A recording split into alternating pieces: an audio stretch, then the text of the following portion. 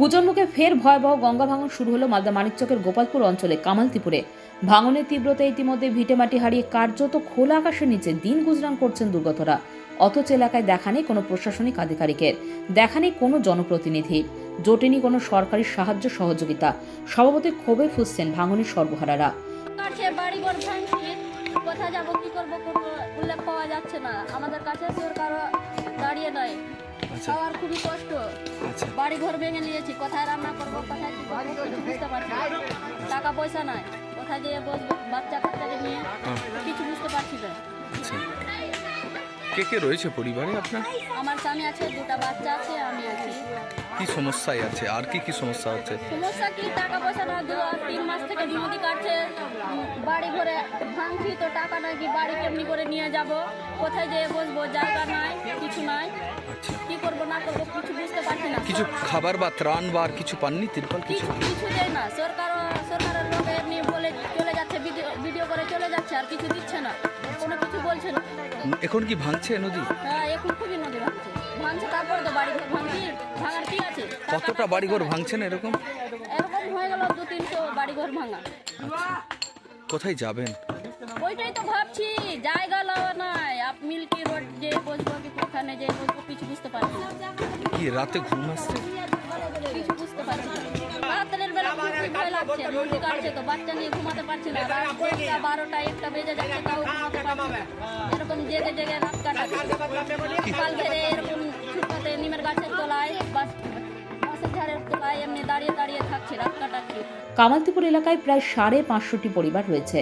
এর মধ্যে 2 শতাধিক পরিবার নিজের বাড়িঘর ভেঙে অন্যত্র যাওয়ার অপেক্ষায়। কিন্তু কোথায় যাবেন? দুশ্চিন্তায় মাথায় আকাশ ভেঙে পড়েছে। দীর্ঘশ্বাস ফেলছে কামালতিপুর এলাকার 2 শতাধিক পরিবারের লোকজন। ভাঙন দুর্গত ফিরোজা বিবির বক্তব্য, নদী ভাঙনে আমাদের ভিটেমাটি সম্পত্তি সবই চলে গেছে। নদী খুবই কাটছে। নদীর ধারে ছোট ছোট ছেলে মেয়েদেরকে নিয়ে কিভাবে থাকবো? এখন কোথায় গেল মমতা, কোথায় গেল সাবিত্রী? আমাদের পাশে কেউ দাঁড়াচ্ছে না। আমরা ত্রিপল চাই, চাল চাই না। আমরা পুনর্বাসনের জন্য কলোনির দাবি করছি। ছোট বাচ্চা দিয়ে গঙ্গার ধারে আছি, জায়গা জমি সব কিছু চলে গেছে। আমরা তিরপাল আর চাল আমরা কিছু চাই না। আমি সরকার থেকে আমরা একটা সহ্য একটা চাচ্ছি, একটা কলোনি করে দাও আমাদেরকে। হ্যাঁ, বাচ্চা নিয়ে আমরা কোথায় যাব, এটাই আমরা বলতে চাচ্ছি, আর কিছু বলবো না। আর ভাঙছে নদী, ভাঙছে নদী ভাঙছে। আমার নাম ফিরোজা বিবি। রোজ ভাঙছে নদী? ডেলি ভাঙছে। আমরা কোথায় যাব? আমাদের মসজিদ চলে গেল, আমাদের ভিটা বাড়ি চলে গেলো, সাই সম্পদ সব কিছু চলে গেল। আমার ছোট বাচ্চা আছে, কোথায় যাব নিয়ে?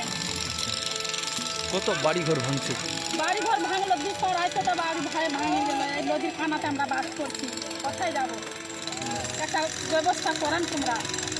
এখন কোথায় গেল মমতা, কোথায় গেল সাবিত্রী? এখন কেউ আমাদেরকে কেউ কিছু দেখছে না, সাহায্য কিছু করছে না। যে আমরা কি খেয়ে বাঁচবো বাল বাচ্চা নিয়ে, এটাই বলতে চাইছি। আমরা আর কিছু বলবো না। আর অপর এক ভাঙন দুর্গত মোহাম্মদ নাইমুদ্দিন বলেন, এই বৃষ্টিবাদলে আমরা খোলা আকাশের নিচে রয়েছি। নদী কাটছে, ভিটেমাটি থাকবে না। ত্রিপল নিয়ে কি করব? আমাদের বাড়িঘর সব চলে গেছে। মন্ত্রী, এমপি, বিধায়ক কোথায় গেল? বিডিওর ছায়া পর্যন্ত দেখা যায়নি কামালতিপুরে। আমরা বাড়ি তৈরির জন্য ভিটেমাটি চাই। এখানে প্রচুর ভাঙন হয়ে গেছে, মানুষের এখন 300 পরিবারের মতন বাড়ি ভাঙছে। অবস্থা, এদেরকে জায়গাও নাই। আমি সরকারের কাছে আবেদন করেছি, প্লাস বিডিওর কাছেও বলেছি, এদেরকে কোথায় ভেস্টে হলে কমপক্ষে মনে হয় জায়গাটা থাকার মতন জায়গাটা চাইছি। এবার এদের বাড়ি ভেঙেছে, কিছু তিরপাল দিয়েছে, আবার হয়তো অনেক অভিযোগ করছে কি এখনো তিরপালও পাইনি, খাবার পাইনি। দিয়েছি, একটা তো হচ্ছে না। এখন সবাই বাড়ি ভাঙছে, তখন তো বাড়ি ভাঙছিল না, এখন বাড়ি ভাঙছে, তারা তিরপাল তো লাগবে ওদের, এটাই অভিযোগ তো করবে মানুষ। দেখতে পাচ্ছেন অবশ্যই অলরেডি বাড়ি 300 পরিবারের মতন বাড়ি ভেঙে নিয়েছে। কতটা পরিবার আছে এখানে 550 পরিবার আছে। তারপরে 300? আচ্ছা, ভাঙন হচ্ছে এখন? হ্যাঁ, ভাঙন প্রচুর হচ্ছে। তো মনে হয় চলে গেল একদম অনেকটা।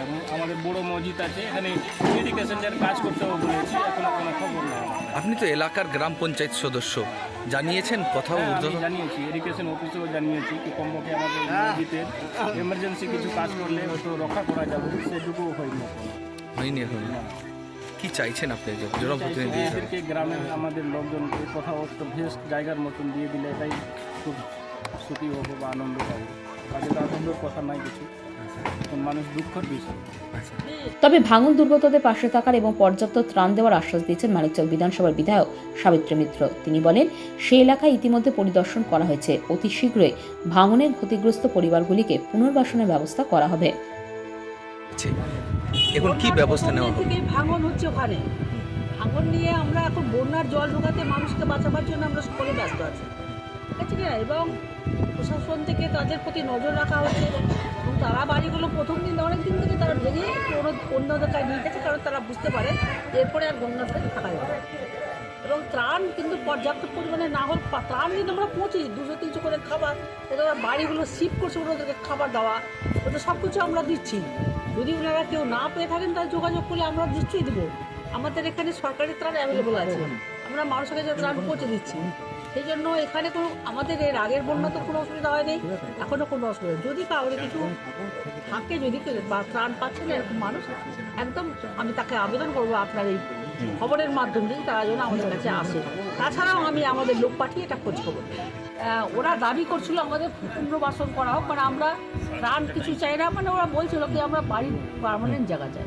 সেটা যদি দরকার হলে সরকার করবে সেটা, এটা আমরা খতিয়ে দেখবে। আমাদের কতটা আমাদের ল্যান্ড ব্যাংক আছে মানিকচকে, বা এখানে না থাকবে, যেমন অনেকগুলো লোক দিয়ে এসে বসে গেছে আপনার শোভানগরে, তারাও তো আমরা এখান থেকে ত্রাণ দিচ্ছি, তাহলে ওদেরকে কেন দিব না? এরকম কিছু নেই, তারা যোগাযোগ করুক, আমরা তাদের পুনর্বাসনের চেষ্টা করছি, সবটাই একসাথে তো হয় না।